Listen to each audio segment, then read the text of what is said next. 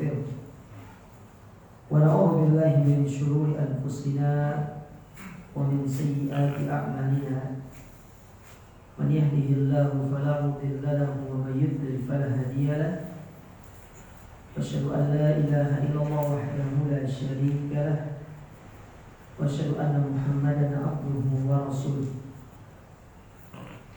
أما بعد kaum muslimin wal muslimat, para jamaah yang semoga senantiasa dirahmati Allah.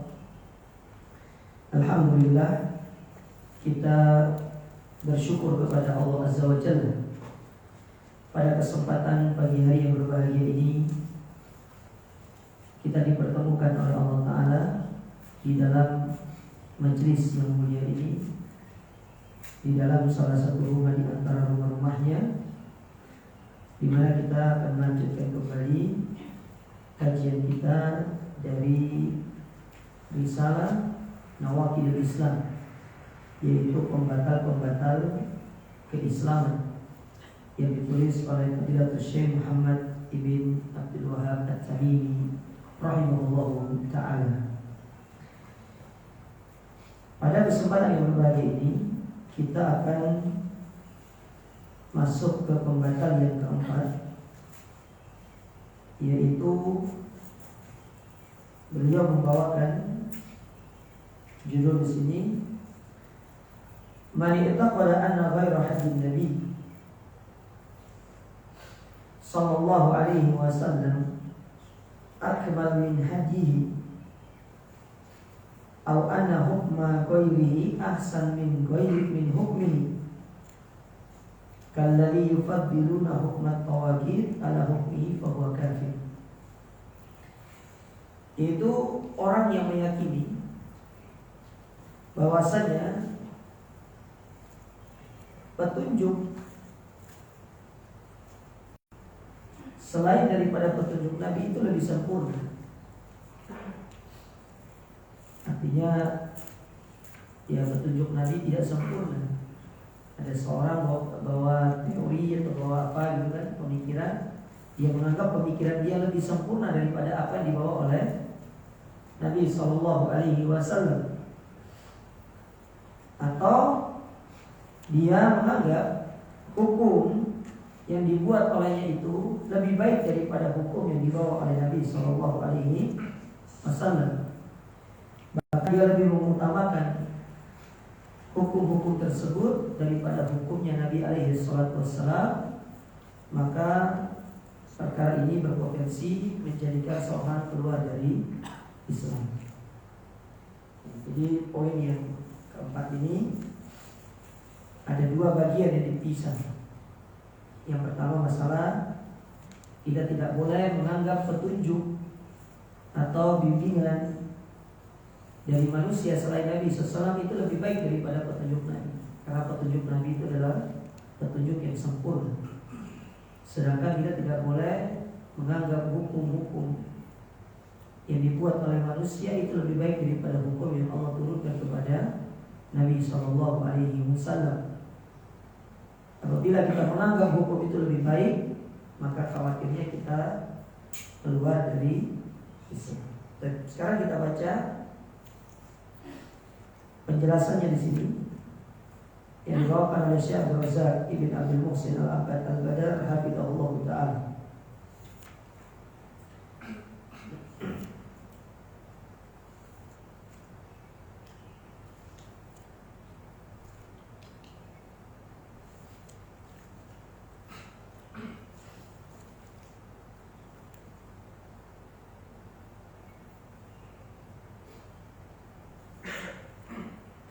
Dikatakan di sini, famadha fi awal syarhi kalamun an ahamiyati ma'rifatil muslim binawaqidil Islam. Telah datang pada permulaan dari penjelasan tentang pembatal-pembatal keislaman ini, bahwasanya seorang muslim itu dia harus mengetahui tentang apa saja yang bisa mengeluarkan dia dari Islam. Ini sering kita ulang-ulang jemaah sekalian. Sebagaimana kata seorang penyair, araftu syarra la lisyarri lakin litawaqi. Wa man lam ya'rif syarra yaqa'u fi. Kita mengetahui tentang keburukan bukan berarti kita ingin melakukan keburukan tersebut. Akan tapi seorang mengetahui tentang apa itu perkara yang buruk, apa itu pembatal-pembatal keislaman, dalam rangka agar kita bisa menjauhkan diri kita dari perkara itu. Karena banyak di antara kaum muslimin mereka melakukan perkara yang membatalkan keislaman mereka tanpa mereka sadar. Banyak yang seperti itu. Makanya kan ada istilah yang kita kenal yang murtad tanpa sadar itu.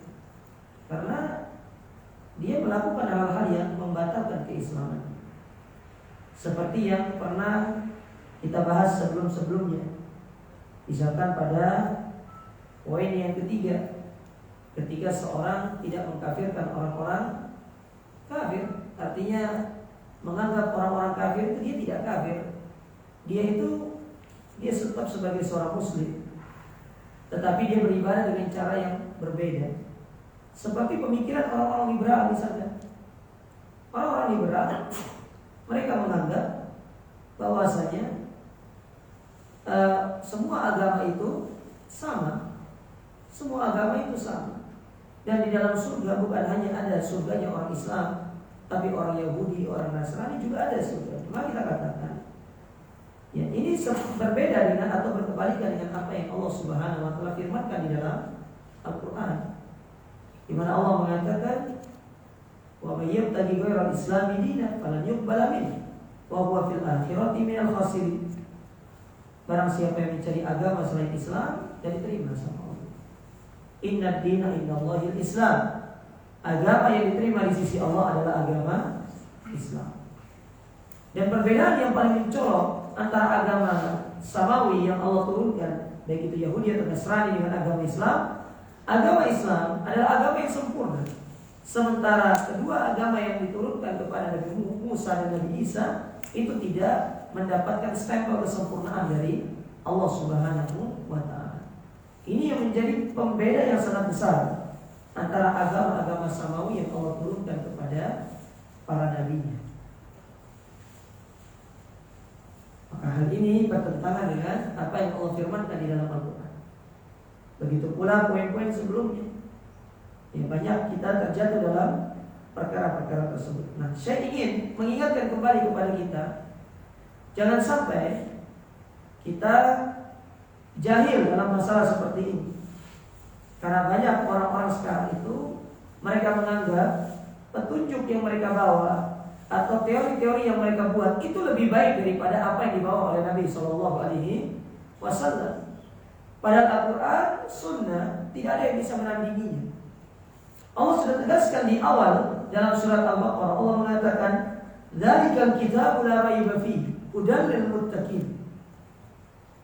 Inilah Al-Quran yang tidak ada keraguan-keraguan di dalamnya, yang mana ini merupakan petunjuk bagi orang-orang yang bertakwa. Allah langsung tegaskan kepada kita, tidak ada keraguan di dalam Al-Quran Al-Karim. Lalu kita menganggap ada yang lebih baik daripada Al-Quran, ada yang lebih baik daripada Sunnah, maka ini berbahaya.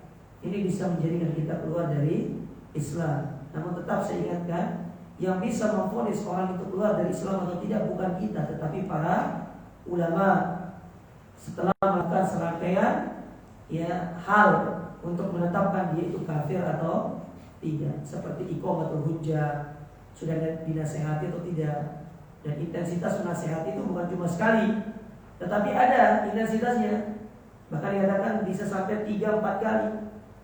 Apakah dia itu ketika mengatakan tersebut dia adalah orang yang alim atau orang jahil?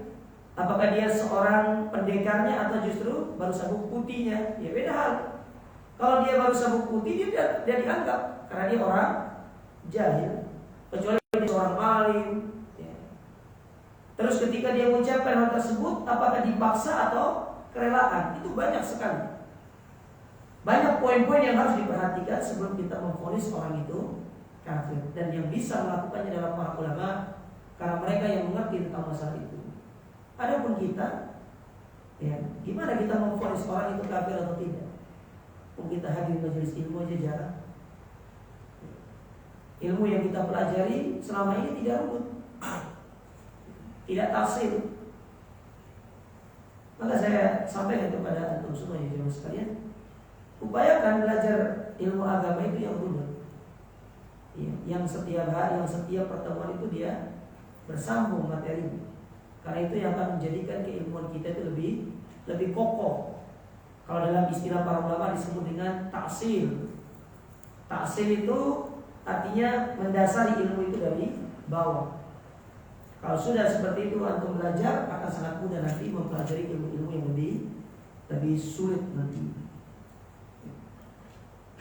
Baik. Kemudian dikatakan di sini, inna hadhihi nawaqid hiya a'zamu syai'in yanbaghi an yakhafa al-muslim ala nafsihi minhu. Sesungguhnya pembatal ini adalah perkara yang harus ditakutkan oleh seorang muslim. Jangan sampai dia terjatuh ke dalamnya. Yaitu yang berkaitan dengan menganggap ada petunjuk yang lebih baik daripada petunjuk Nabi SAW.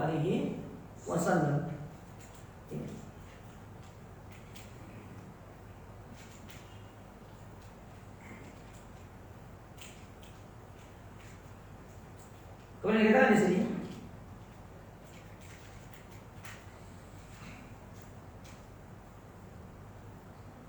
mari taqwada anna ghaira hadi Nabi sallallahu alaihi wasallam akmal min hadihi.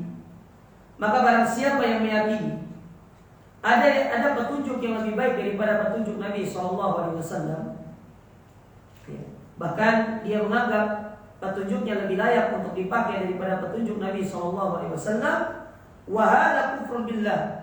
Hal ini bisa mengeluarkan dia dari Islam, bisa menjadikan dia murtad, keluar dari Islam. Nah, ingat jamaah sekalian ya, akan terus saya ulangi, ketika seorang itu dikatakan keluar dari Islam, dia kufur, maka ada konsekuensinya. Maka halal darahnya, halal hartanya. Ya. Ini Islam. Ustaz, kenapa kok orang keluar dari Islam boleh diambil hartanya, boleh diambil darahnya? Ini untuk menjaga kewibawaan Islam, agar agama Islam tidak dijadikan agama main-main. Karena banyak ada orang masuk keluar. Ini bukan kita sedang keluar masuk bangunan ya, semau kita. Islam tidak seperti itu. Karena ada orang kalau masuk Islam keluar lagi, masuk lagi, ini namanya mempermainkan agama. Dan ini akan mengurangi kewibawaan agama Islam. Makanya orang yang murtad itu dipenggal kepalanya oleh pemerintah kaum muslimin. Ini tegas dalam masalah ini, bukan keras ya, ini tegas. Kaum muslimin itu tegas untuk menjaga kewibawaan agama ini. Agama ini bukan bahan permainan. Islam ini diperjuangkan oleh Nabi SAW dengan para sahabat. Itu bukan hanya sekedar bersantai-santai, tidak, tetapi harus mengorbankan nyawa. Lihat di perang Uhud, berapa banyak sahabat yang gugur ketika perang. Salah satunya paman beliau Hamzah bin Abdul Muttalib gugur di perang Uhud. Bagaimana beliau terluka, bagaimana beliau pergi ke Taif berdakwah, tidak diterima oleh orang-orang Taif, dilempari oleh orang-orang Taif. Sedangkan kita sekarang itu, kita merasakan bagaimana hasil dari perjuangan Nabi SAW. Makanya Islam itu sangat tegas, bukan keras ya. Sekali lagi saya tekankan, Islam itu bukan keras tetapi tegas. Harus tegas kepada penyimpangan. Tidak boleh lembek kayak kerupuk yang keluar dari toples ya. Harus tegas. Penyimpangan itu harus diberikan hukuman yang jelas. Makanya kalau misalkan kayak mencuri sampai disok potong tangannya, supaya orang lain tahu. Ini hukuman Islam.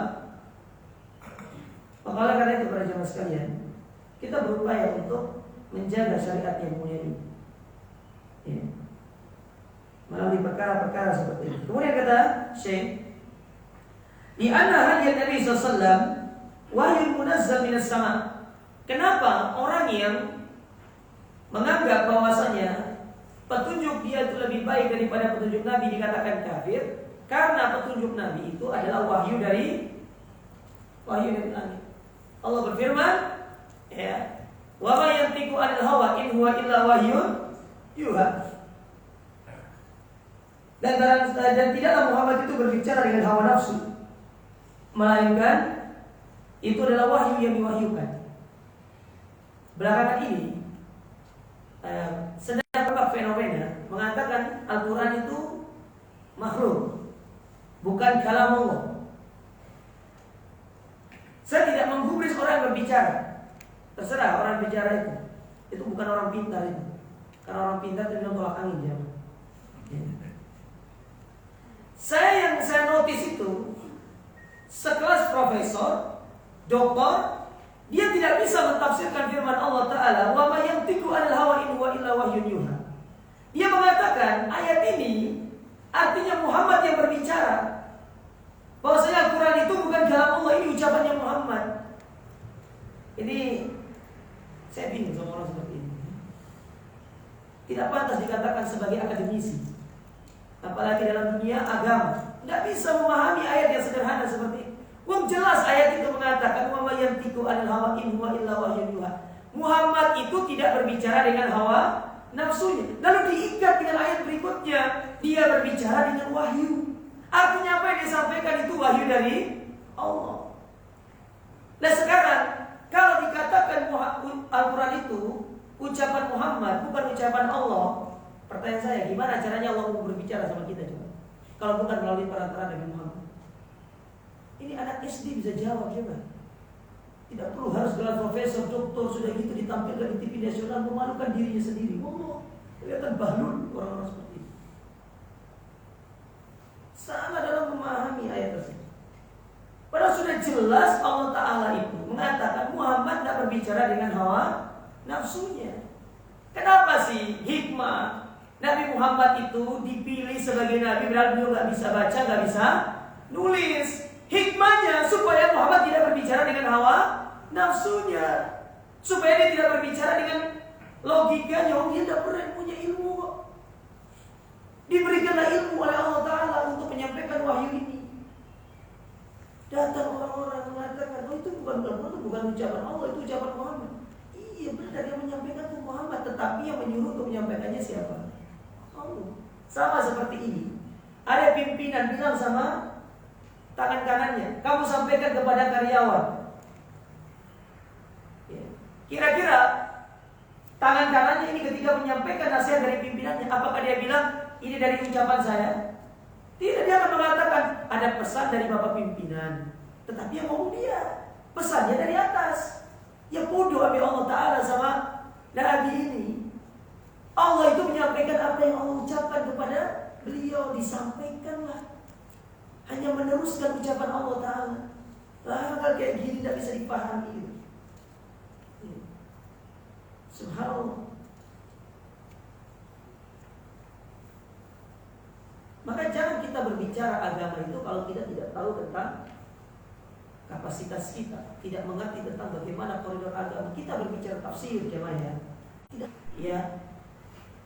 Ada ulumul Quran, banyak ilmu-ilmu yang terdapat di dalam ilmu tafsir, bukan sekedar buka tafsir lalu baca. Para ulama ketika mereka menerapkan tafsir tersebut, mereka tuh melalui serangkaian ilmu tadi. Bukan mereka menulis berdasarkan kemauan mereka, tidak. Mereka harus membaca ilmu tafsir seperti apa, ma'anil Quran, apa sih makna dari ayat ini, apa sih makna dari kata-kata ini. Ada namanya, makanya ada buku namanya As-Sirat fi ma'anil al-fadil gharibah. Itu kata-kata yang asing dalam Al-Quran, tidak umum diucapkan di dalam perbicaraan sehari-hari, sehingga orang gak ngerti. Harus baca dia bukunya. Subhanallah. Nah ini ingin dijelaskan di sini. Kenapa orang-orang yang mengatakan petunjuk selain petunjuk Nabi itu lebih baik kemudian dia dikeluarkan dari Islam? Karena itu adalah wahyu dari Allah. Nabi Muhammad itu berbicara dengan wahyu. Buktinya banyak peristiwa-peristiwa yang terjadi di tengah kehidupan beliau. Beliau nggak bisa jawab ketika beliau tidak memiliki wahyu. Contoh, ketika Nabi ditanya tentang ruh, apa beliau langsung jawab ruh? Tidak. Sampai akhirnya Allah menurunkan wa yas'alunaka 'anir ruh. Wahai Muhammad, mereka tanya kepadamu tentang ruh. Qulir ruh min amri rabbi, sampaikan sama mereka bahwasanya ruh itu urusan Allah, bukan urusan kita. Manusia nggak bisa mengurusi ruh itu urusan Allah. Ayat ini turun setelah ada pertanyaan, beliau nggak bisa jawab. Memang sengaja dicari pertanyaan-pertanyaan yang untuk memojokkan Nabi SAW dalam rangka menurunkan kredibilitas. Kalau kata orang sekarang itu menurunkan elektabilitas beliau gitu loh. Ya. Sengaja dicari-cari pertanyaan-pertanyaan sulit. Tetapi kan yang memberikan wahyu, memberikan ilmu sama Nabi kan Allah. Jadi bagaimanapun ditanya kepada dia, kan Allah yang memberikan wahyu. Makanya diberikan jawaban seperti itu. Sama seperti surat Al-Ikhlas itu turun. Apakah Nabi langsung mengatakan qul huwallahu ahad? Tidak. Datang orang musyrik bilang, ya Muhammad, sif lana rabbak, coba ceritakan kepada kami bagaimana Tuhanmu itu. Nabi tidak bisa jawab, diam. Oh, Nabi tidak pernah lihat Allah. Nabi tidak pernah melihat Allah. Makanya ketika Allah menurunkan ayat tersebut, coba lihat, Allah hanya menurunkan sifat tentang sifat Allah, tapi tidak menyebutkan sifat fisik Allah Ta'ala, tidak menyebutkan sifat zat Allah. Katakan Allah itu satu. Ya, tidak beranak, tidak pula diperanakkan. Tidak ada yang semisal dengan Allah Subhanahu wa Ta'ala. Ini semua sifat yang tidak menunjukkan zat Allah Ta'ala, tetapi menunjukkan kepada sifat yang lainnya. Allah itu satu, tidak beranak, tidak diperanakkan, tidak ada yang semisal dengan Allah Subhanahu wa Ta'ala. Tidak menyebutkan, tidak ada dalam ayat itu tangan Allah sekian, ya Allah punya ini, Allah punya, tidak disebutkan. Hanya disebutkan sifat yang tidak mengandung sifat zat dari Allah Ta'ala. Nah, yang kenapa dikafirkan oleh para ulama? Karena berarti dia itu mengingkari wahyu. Ketika dia menganggap petunjuk yang dia bawa itu lebih baik daripada petunjuk Nabi, berarti dia telah menganggap petunjuk dia, arahan dia, aturan dia itu lebih baik daripada yang Allah turunkan. Sementara kita tahu apa yang Allah turunkan itu merupakan perkara yang paling mulia. Paling mulia. Baik. Wa hadyu ghairihi alaihi salatu wassalam amrun nabitun fil ardi wasyattatun baina as-sara was-saraya. Sedangkan petunjuk-petunjuk atau perkara-perkara yang dibuat oleh manusia itu adalah amrun nabit. Maksudnya amrun nabit itu kadang direvisi, kadang tidak, itu maksudnya. Nah, coba lihat undang-undang itu sudah berapa kali di amandemen itu. Ada perubahan pasal sekian dirubah, pasal sekian dirubah, rapat, pasal ini dirubah, ditambah ini dikurangi. Al-Quran 14 abad yang lalu jamaah turun sampai hari ini tidak pernah berubah. Cuma yang berubah itu tata letak surat. Itu kebijakan Utsman. Karena di zaman Utsman dilihat ini kok mushaf banyak perbedaannya. Di Bani Fulan suratnya itu Al-Fatihah, Al-Baqarah, Ali Imran, kemudian Al-Maidah, setelah itu baru An-Nisa. Sedangkan yang lainnya Al-Fatihah, Al-Baqarah, Ali Imran, kemudian setelah itu baru An-Nisa, An-Nisa baru Al-Maidah. Setelah itu kok berubah lagi.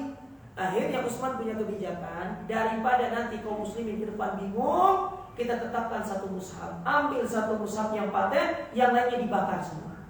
Makanya kita kenal dengan istilah nama sekarang itu Mushaf Utsmani. Karena itu kebijakan Utsman. Dan ini bukan perkara baru dalam urusan agama. Ini ijtihad para ulama untuk memudahkan kaum muslimin. Antum bayangkan ketemu Bani Fulan mushafnya beda. Pasti antum bilang, kamu yang salah. Oh, dia bilang, kamu yang salah, mushafnya kok begini. Kami yang benar karena begini. Makanya dibakar semua mushaf pada waktu itu, biar tidak tersisa. Dan tidak masalah kita membakar mushaf dalam rangka melindungi mushaf tersebut. Tetapi kalau yang membakarnya orang non-muslim, ini beda hal kalau ini. Sama dengan kita menghinakan Al-Quran. Tetapi kalau kaum muslimin membakar mushaf dalam rangka untuk misalkan tunda lembaran nih, daripada antum buang nanti jadi bungkus kaca, antum bakar aja. Itu untuk melindungi ayat-ayat Allah Ta'ala. Tidak ada masalah. Tapi antum jangan videokan nanti akhirnya buat viral di medsos. Yang salah yang divideokan kemudian diviralkan di medsos itu yang salah. Ya, cari uang itu jangan segitunya juga kali. istilah Mus'haf Utsmani itu. Karena Utsman punya kebijakan biar semua mushaf itu sama. Makanya antum mau pergi kemanapun, mau antum di Asia, di Eropa, di Afrika, mau di Amerika kan, mau di Australia kan, antum buka mushaf sama. Paling yang beda itu terjemahannya toh. Kalau kita bahasa Indonesia, kalau sana bahasa Jepang, bahasa Korea, ada semua bahasa itu. Antum kalau umroh, kalau diajak ke percetakan mushaf, tapi sekarang jarang ya, travel-travel yang ngajak ke sana itu. Atau kalau bisa ke sana itu, nanti antum lihat di situ ada terjemahan Al-Quran itu dengan berbagai macam bahasa. Berbagai macam bahasa diterjemah. Tapi secara patennya itu sama aja. Mau mushaf yang di Baitul Jannah sama nanti mushaf yang di masjidnya lain sama saja. Cuma beda cetakan doang. Satu cetakan Sasak mungkin, satu cetakan Medina. Ya beda itu doang. Ini di situ. Nah, Quran itu tidak ada perubahan dari zaman dulu sampai sekarang. Antum cari. Kalaupun ada orang-orang yang ingin merubah Al-Quran itu, Allah Ta'ala langsung mengirimkan kepada kita orang-orang yang notice, terutama penghafal-penghafal Quran. Makanya kata para ulama, di antara hikmah kenapa banyaknya penghafal Quran itu, itulah mereka-mereka yang akan menjaga Al-Quran ini. Karena ketika mereka membaca, beda dengan hafalan saya. Maka mereka akan notice, oh ini hafal, ini Al-Qurannya apa? Berbeda. Jangan seperti orang-orang Syiah yang mereka mengatakan mushaf yang dipegang oleh orang Islam sekarang itu cuma sepertiganya, 2/3-nya dihilangkan karena 2/3-nya berbicara tentang Ali bin Abi Thalib katanya. Tidak tahu mushafnya dari mana. Kira-kira kalau 2/3 berarti tebalnya 3 kali lipat itu ya. Berarti segini mungkin. Itu kayak disertasi orang hukum aja sudah segitu tebalnya. Kita katakan ya, petunjuk Nabi SAW itu wahyu. Al-Quran tidak ada perubahan. Ada peraturan manusia berubah sama sekali. Kadang kita di rumah kok buat peraturan sama anak kita, hari ini A, besok B. Tidak ada seperti itu. Apalagi kalau sudah ganti pejabat A begini, pejabat B beda lagi. Ya. Lihat aja kurikulum kita itu, ganti menteri, ganti kurikulum. Islam dari dulu nggak pernah berubah, ya begitu-begitu aja, paten aja. Cuma yang dikembangkan oleh para ulama itu nanti kalau ada hukum-hukum yang sifatnya kontemporer, seperti misalkan masalah alat tukar menukar, alat jual beli, kayak uang kertas. Zaman Nabi nggak ada uang kertas. Pakai belanja itu ya uang emas. Kemudian datang zaman sekarang ada uang kertas, dipelajari oleh para ulama. Oh ini alat tukar menukar yang sah. Tetapi ketika dia nanti kita merubah tukar mata uang, tidak boleh nanti satunya diberikan, yang satunya nanti diberikan nanti. Kayak contoh ya, atau tukar dolar dengan rupiah. Atau nggak boleh minta rupiahnya dulu, dolarnya belakangan. Harus dengan nakdan, harus dengan tukar langsung. Karena kalau antum kasihnya nanti belakangan, salah satu dari mata uang itu berpotensi jatuh dalam perkara riba. Itu yang disebutkan oleh para ulama. Baik. Wa qad kana alaihi salatu wassalam yaqul idza khataba an-nasa yaum al-jum'ah. Nabi alaihi salatu wassalam ketika beliau berkhutbah, beliau sering mengulang ucapan ini. Kata Nabi SAW, amma ba'du fa inna asdaqal hadithi kalamullah. Sebaik-baik ucapan, sejujur-jujur ucapan, ucapan Allah. Wa khairul hadi hadi Muhammadin sallallahu alaihi wasallam. Dan sebaik-baik petunjuk, petunjuknya Muhammad. Ini Nabi sering ulang kalau khutbah. Mau khutbah Jumat, mau khutbah Idul Fitri, mau khutbah yang lainnya, khutbah salat istisqa, Nabi mengulang ucapan ini. Bahkan kata para sahabat, ketika Nabi mengulang ucapan ini, ya Nabi itu ihmarat aina, mata beliau itu melotot, muka beliau itu merah. Istadda sautuhu, kemudian mengangkat suaranya untuk menekankan kepada kaum muslimin. Amma ba'du, sebaik-baik petunjuk, petunjuknya Muhammad. Jadi sebagai penekan, tidak boleh cari petunjuk selain daripada petunjuk Nabi Muhammad SAW. Tapi kalau antum mau cari jalan Google Map nggak apa-apa, karena itu tidak ada dalam hadis itu. Itu bukan Google Map nggak apa-apa. Tapi kalau antum mau cari petunjuk ke surga ya Al-Quran dan Sunnah tempatnya, bukan di Google Map. Ya, Google Map kadang-kadang buat antum sesat kok. Ya. Berapa kali disesatkan sama Google Map. Tapi herannya kita tuh tetap percaya juga gitu. Kenapa ya? Kenapa ibu-ibu? Oh ibu-ibu nggak bisa baca Google Map ya? Buat ibu-ibu bisa baca Google Map. Belok kiri, belok kanan kan ya? Kayaknya memang itu sifat dasar wanita nggak bisa baca Google Map.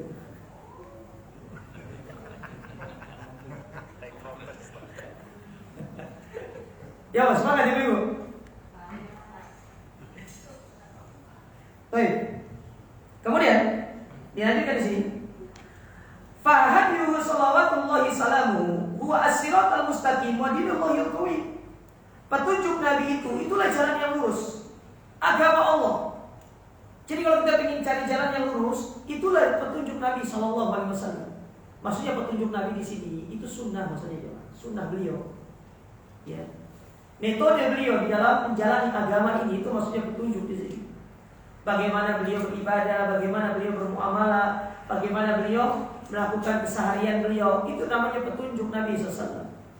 Makanya Ibnu Qayyim beliau punya buku, apa namanya bukunya? Zadul Ma'ad. Zadul Ma'ad. Hadi Khairul Ibad. Zad al-Ma'ad, bekal untuk kembali. Ya. Bekal untuk kembali dari sebaik-baik manusia, yaitu Nabi SAW. Makanya kalau baca Zadul Ma'ad yang 6 jilid itu berbicara dari mulai pertama kali dari lahir Nabi SAW sampai beliau meninggal dunia. Itu menjelaskan tentang kehidupan Nabi SAW. Bagaimana petunjuk Nabi, bagaimana begini segala macam itu dijelaskan dalam Zadul Ma'ad. Anda kalau punya bukunya cuma untuk baca aja, bagus buku itu. Buku itu tidak bisa dijadikan buku pengajian karena terlalu banyak, berjilid-jilid. Ya, itu kayaknya kita meninggal duluan baru habis itu. Tebal soalnya, satu buku itu tebalnya. Ya, tebal. Tapi itu dibaca harian, atau membaca per hari. Kalau santai membaca, santai baca. Itu bagus buku itu, ditulis oleh Imam Ibnu Qayyim rahimahullah. Itu buku yang baik. Ya. Tetapi ada ringkasannya. Ada namanya Mukhtasar Zadul Ma'ad namanya. Ringkasan, diringkas poin-poin yang penting itu diambil. Dan mungkin itu yang bisa dikaji. Tetapi kalau yang 6 jilid itu kayaknya sulit untuk dikaji secara reguler karena terlalu panjang. Tapi itu sebagai bacaan untuk di rumah. Beli aja. Ya. Insya Allah buku-buku Indonesia itu tidak lebih mahal daripada buku Arab. Buku Arab itu mahal teman. Padahal sebenarnya murah. Kita kayak beli, kayak misalkan Syiar A'lamin Nubala itu sekitar 20 jilid yang bahasa Arab itu. Padahal di Saudi itu murah. Di Saudi itu misalkan harganya 2 juta, sampai Indonesia itu 4,5. Sampai Indonesia itu 4,5, 30 jilid. Makanya kalau saya tuh momen umroh itu bukan momen belanja baju, belanja buku. Lebih murah dulu buku di sana. Antum punya uang 2 juta bawa ke sana bisa bukunya segini. Antum bawa ke toko yang dekat sini segini bukunya ya. Ya enak di sana. Tapi berangkatnya mahal juga. Ya keluar uangnya juga mahal. Ya. Baik.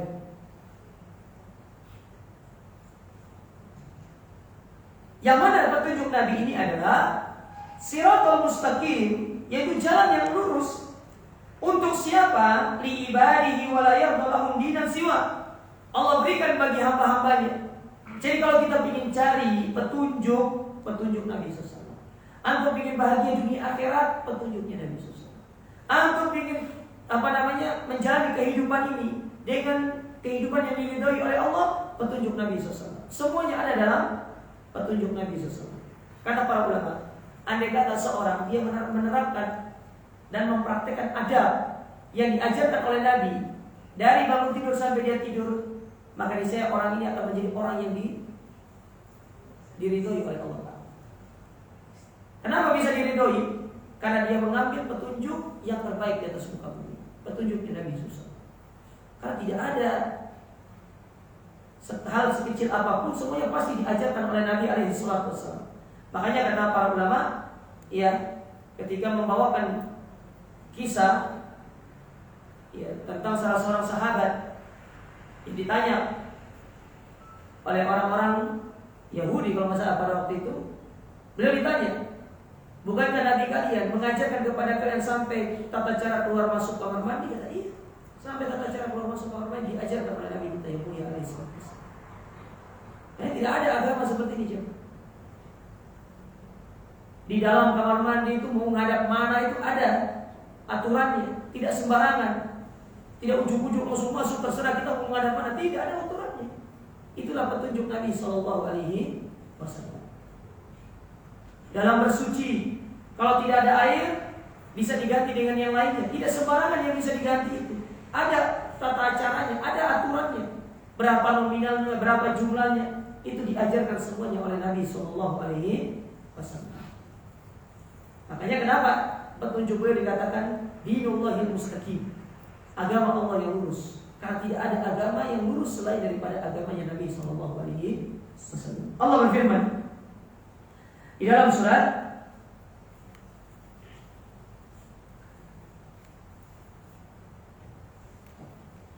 ini, tadi bukan surat ini.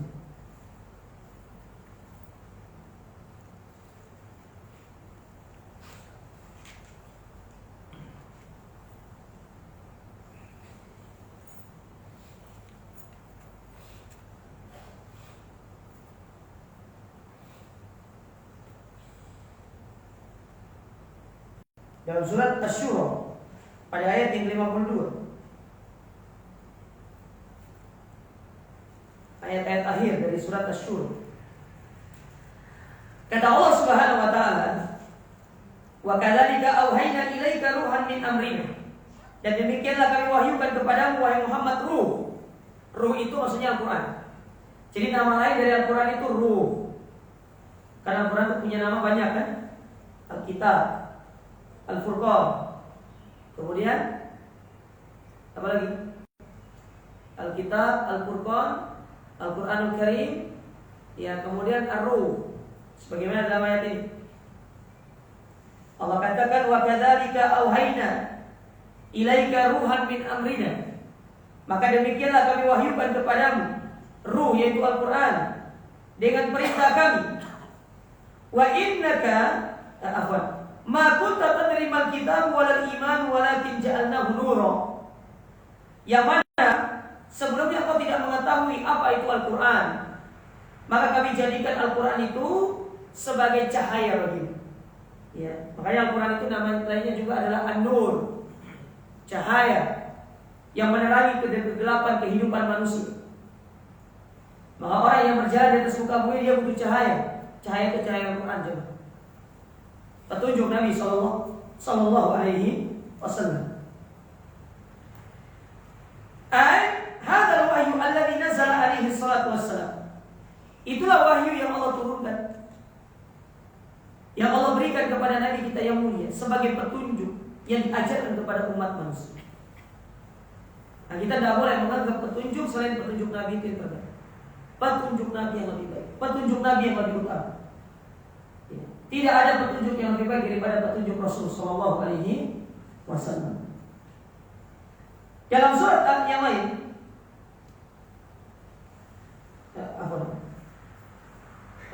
lanjutan dari ayat tadi, ya. Kemudian Allah Taala melanjutkan ayat tadi dan mengatakan, "Nahdi bihi man nasya'u min ibadina." Kami berikan hidayah kepada siapa yang kami hendaki dari hamba-hamba kami. Coba lihat ya. Allah itu tidak memberikan hidayah kepada orang-orang yang kita cintai, tetapi kepada orang-orang yang Allah kehendaki. Dan kisah yang paling masyhur dalam masalah ini adalah kisahnya Abu Thalib. Kisah Abu Thalib. Bagaimana Abu Thalib hidup bersama Nabi, membela agama Nabi, tetapi tidak dapat hidayah. Padahal hidup bersama Nabi. Coba lihat berapa orang yang hidup bersama Nabi SAW tidak dapat hidayah. Abu Hakam, Abu Jahal, Ishaq, Utbah ibn Rabi'ah, kemudian Al-Walid ibn Mughirah, siapa lagi? Ya, banyak. Ya. Orang-orang yang hidup bersama Nabi SAW, tapi mereka tidak dapat hidayah. Padahal mereka adalah orang-orang cerdas. Karena Allah tegaskan di sini, nahdi bihi man nasya'u min ibadina. Betapa banyak orang yang diberikan hidayah itu karena kehendak Allah, bukan karena kemauan kita. Sama sekarang ini, kita khutbah Jumat, belum tentu semuanya mengikuti apa yang kita sampaikan. Karena Allah akan menjadikan orang-orang yang dikehendaki untuk menerima khutbah Jumat yang disampaikan kepada mereka. Kita tidak bisa paksa orang untuk mengikuti, kamu harus ikut saya, tidak bisa. Allah yang berikan rahmat kepada orang-orang tersebut untuk mengikuti apa yang disampaikan oleh para dai. Nah, yang tugas para dai itu tidak hanya sekedar menyampaikan kepada umat, tetapi mendoakan agar umatnya itu menerima apa yang disampaikan tersebut sebagai bentuk cinta dai kepada jamaahnya, kan begitu. Nabi SAW mendoakan umatnya. Sangat saking cintanya Nabi SAW kepada umatnya, didoakan umatnya. Nah, kita harus saling mendoakan jemaah sekalian. Ya. Antum doakan guru-guru antum supaya mereka tetap sehat. Ya, guru-guru antum nanti mendoakan antum supaya antum tetap mendapatkan hidayah dan istiqomah di atas hidayah. Mahal hidayah itu. Ya. Karena Allah Ta'ala sudah mengatakan, Nabi SAW sering menyebutkan dalam khutbatul hajah, wa may yudlil fala hadiyalah. Orang yang disesatkan tidak akan ada yang mampu memberikan petunjuk. Kalau orang sudah diberikan petunjuk, tidak akan ada yang mampu menyesatkan. Karena hidayah dan kesesatan itu murni di tangan Allah. Allah yang berikan. Cuma kita mengambil sebab yang bisa mendatangkan hidayah. Urusan nanti hidayah misalkan ada kata tidak sampai sama kita punya hujjah di hadapan Allah. Tetapi orang-orang yang bersungguh-sungguh pasti akan Allah mudahkan jalannya untuk menerima hidayah tersebut. Itu pasti. Ya, orang yang bersungguh-sungguh. Mungkin terkadang kenapa hidayah belum nyampe kepada kita atau kepada orang-orang yang kita ajarkan hidayah tersebut. Mungkin bisa jadi kitanya belum bersungguh-sungguh menyampaikan, atau yang kita sampaikan itu dia belum bersungguh-sungguh untuk sedang mencari hidayah. Karena kedua elemen ini harus saling memenuhi satu dengan yang lain. Ya. Sekarang antum dakwakan orang, sementara dia ya mau didakwakan, dia repot. Ya. Sama sekarang, mereka ini mau didakwakan, tetapi yang berdakwah ini ya nggak ikhlas lillahi ta'ala. Ya. Dia mau ceramah kalau begini ya, nggak bisa. Karena ada kaidahnya. Ya, mungkin kalau antum jalan-jalan ke toko buku, ada buku kecil, buku saku. Nama bukunya itu bekal berdakwah bagi seorang muslim. Itu ada buku kecil saku. Antum beli, antum baca, supaya kita ini bisa mengetahui bagaimana sih thariqah dakwah itu. Cara kita berdakwah itu apa aja yang harus terpenuhi dalam diri kita. Itu disebutkan oleh Syekh Muhammad bin Shalih Al-Utsaimin. Tipis bukunya, buku saku, bisa dibawa kemana-mana. Mungkin pas lagi macet, kan Surabaya akhir-akhir ini macet ya, kan lumayan tuh. Permacet 1 jam itu bisa habis buku itu untuk baca. Bagus buku itu. Baik. Kemudian kata Allah Ta'ala, wa innaka latahdi ila siratal mustaqim. Karena sesungguhnya engkau wahai Muhammad mampu mengajak manusia kepada jalan yang lurus. Ayat ini kata para ulama ini namanya hidayah irsyad. Hidayah irsyad, apa hidayah irsyad? Petunjuk. Artinya kita bisa menunjuki orang itu loh kepada kebaikan. Ngajak orang kepada kebaikan itu bisa. Tetapi orang itu menerima kebaikan atau tidak, itu butuh hidayah satu lagi. Namanya hidayah taufik. Dan hidayah taufik itu Allah yang pegang. Artinya Allah yang membuka hati orang untuk menerima hidayah itu. Kita hanya mengarahkan. Urusan terima atau tidak, kita serahkan semuanya kepada Allah.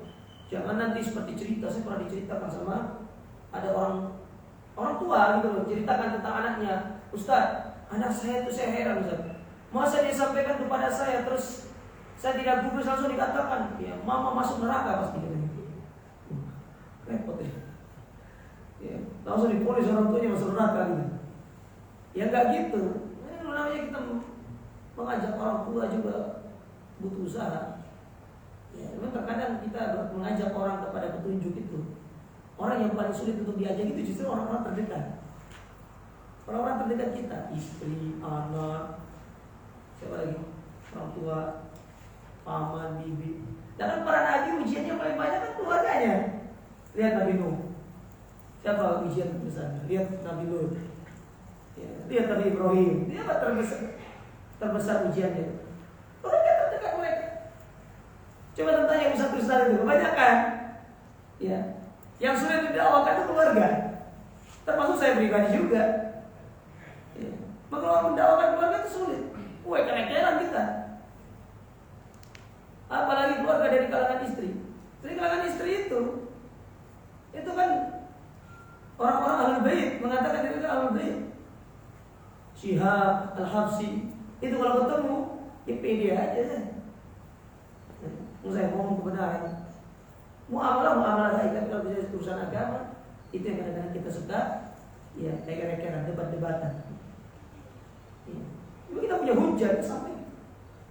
Ya. Tapi memang begitu jemaah. Orang yang paling dekat sama kita itu orang yang paling sulit untuk kita dakwah. Lihat contoh kisah Dr. Bilal Philip yang dari Kanada itu. Ya. Sampai akhir menjelang mau wafat ibunya belum masuk Islam. Qadarullah menjelang wafatnya baru masuk Islam. Itu didakwakan terus sama Dr. Bilal Philip. Subhanallah. Dari situ kita ambil pelajaran satu, beliau tidak pernah menyerah untuk mendakwahkan orang-orang terdekat.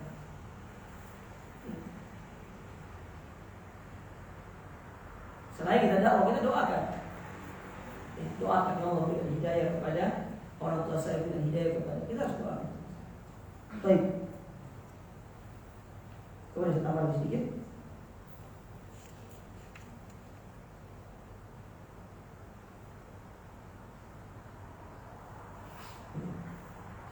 Kemudian katakan di sini, fahadi alaihi salatu wassalam khairu hadi wa atammuhu akmaluhu aqwamu. Maka petunjuk Nabi itu adalah petunjuk yang paling sempurna, petunjuk yang paling lurus. Faman ittaqada anna hadiya ghairihi alaihi salatu wassalam akmal min hadi. Maka barang siapa yang meyakini petunjuk selain Nabi itu lebih baik, lebih sempurna daripada petunjuk Nabi sallallahu alaihi wasallam, fahada kafirun billah wa kharijun min millatil Islam. Ini bisa kufur kepada Allah dan mengeluarkan orang dari Islam. Mengeluarkan kita dari Islam. Bahaya. Pokoknya peraturan, hukum, petunjuk Islam dan petunjuk Nabi yang berbeda. Bukan berarti pula kita tidak boleh memakai peraturan yang dibuat manusia. Boleh, silakan, selama tidak bertentangan dengan urusan agama. Contoh nih, saya kasih contoh yang sederhana aja. Kayak peraturan dibuat pemerintah kita, adanya lampu merah, naik sepeda motor, pakai helm gitu. Itu kan peraturan. Kalau dalam mazhab Syafi'i itu disebut dengan maslahah mursalah. Apa sih masalah mursalah itu? Satu hukum yang dibuat tidak ada di dalam Al-Quran dan Sunnah, tetapi ada maslahat dibuat hukum ini dan dia tidak bertentangan dengan Al-Quran dan Sunnah, maka dia disebut dengan maslahat mursalah. Contoh lagi, buku nikah. Dalam Islam buku nikah gak perlu. Sudah katakan qabil tu nikah wa taswijah bil mahal madkur. Ya, tapi buku nikah itu gak ada kadaluarsanya, coba. Gak ada masa expirednya. Ada nggak buku nikah ada masa expirednya? Nggak ada. Jadi maksudnya kalau ada expirednya kan aku bisa ulang lagi gitu maksudnya. Itu maksudnya ya. Buku nikah itu tidak ada dalam pembahasan dalam cari dalilnya ada nggak? Allah dan Rasulnya mewajibkan adanya buku nikah, nggak ada. Itu dibuat oleh pemerintah kita dengan tujuan yang baik, tidak bertentangan dengan agama. Maka ini disebut dengan maslahah mursalah, yaitu suatu kebaikan ada maslahatnya gitu. Peraturan yang ada maslahatnya dibuat supaya mendapatkan kemaslahatan bersama. Lampu merah, pakai helm, naik SIM, pakai SIM, ya surat kendaraan itu ada surat-suratnya. Biar nanti dia, oh ini motor saya nih, ini mobil saya, suratnya mana? Nah kan begitu. Ada kebaikannya gitu loh. Maka selama itu baik, tidak bertentangan dengan syariat, mengikutinya itu bagian dari firman Allah Ta'ala. Ya ati Allah wa ati Rasul wa ulil amri minkum. Dapat pahala kita. Itu namanya maslahah mursalah kalau dalam mazhab Syafi'i. Ya, orang-orang yang belajar mazhab Syafi'i bisa paham maslahah mursalah. Jadi satu aturan dibuat oleh manusia, tidak disebutkan dalam Al-Quran dan Sunnah, tetapi tidak bertentangan dengan Al-Quran dan Sunnah, tapi banyak maslahatnya gitu. Ada maslahatnya. Coba bayangkan kalau lampu merah itu mati aja, banyak itu yang teng-teng tidak beraturan. Adanya lampu merah itu ada maslahat, mengurangi angka kecelakaan supaya tertib lalu lintas, kan begitu. Ya, jangan nanti ujung-ujung lampu merah ini tobut, pakai helm tobut. Ya. Kayak misalkan takmir, ya, apa mengatur urusan masjid, gitu kan? Itu masalah mursalah namanya, tidak ada masalah selama tidak bertentangan dengan Al-Quran dan Sunnah. Karena ada ini nggak ngerti masalah seperti ini, banyak orang nggak ngerti, gitu. Terutama dari orang-orang yang mereka itu tidak paham tentang tafsir Al-Quran, kayak orang-orang Khawarij, orang-orang takfiri. Ada namanya orang-orang takfiri, ya. Anda pernah dengar orang takfiri? Ya. Anda pernah dengar pemikiran takfiri? Banyak masih berkeliaran kalau pemikiran takfiri. Yang tidak dari golongan dia dikafirkan. Ya. Banyak.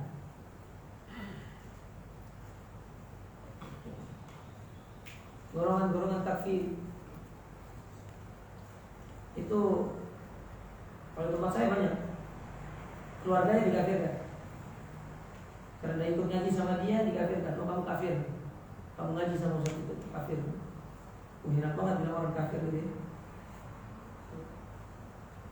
Kecuali kafir kan beda. Kafir itu penanggung jawab. Baik, kita lanjut sedikit. Wa kadzalika man intaqada anna hukma ghairin Nabi sallallahu alaihi wasallam akmal min hukmihi. Begitu pula orang yang meyakini hukum yang dibuat oleh manusia itu lebih baik daripada hukumnya Nabi. Ya, lebih baik daripada hukumnya Nabi sallallahu wasallam, maka dia bisa keluar dari Islam. Karena Allah berfirman dalam surat An-Najm tadi pada ayat yang ke-5 dan ke-6, ayat yang ke-3 dan ke-4. Apa kata Allah? Wa ma yantiqu 'anil hawa in huwa illa wahyun yuha. Nabi berbicara dengan wahyu, tapi tidak berbicara dengan hawa nafsunya.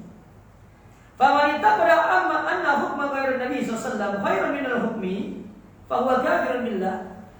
Maka dia bisa keluar dari Islam. Li'annahu, kenapa demikian? Irtada hukmal jahiliyah wa ikhtara ala hukmil islami wa hukmin nabi. Karena dia berarti telah meridhoi hukum tersebut. Beda halnya, antum harus paham ya, antum harus bisa bedakan antara kita tetap mengimani hukum Allah dan Rasulnya itu lebih utama dengan kita itu menjalankan hukum tersebut, tetapi dengan tetap meyakini hukum Allah itu lebih baik. Dengan yang kedua tadi, yaitu kita meyakini hukum yang dibuat manusia itu jauh lebih baik daripada hukumnya Nabi. Itu beda.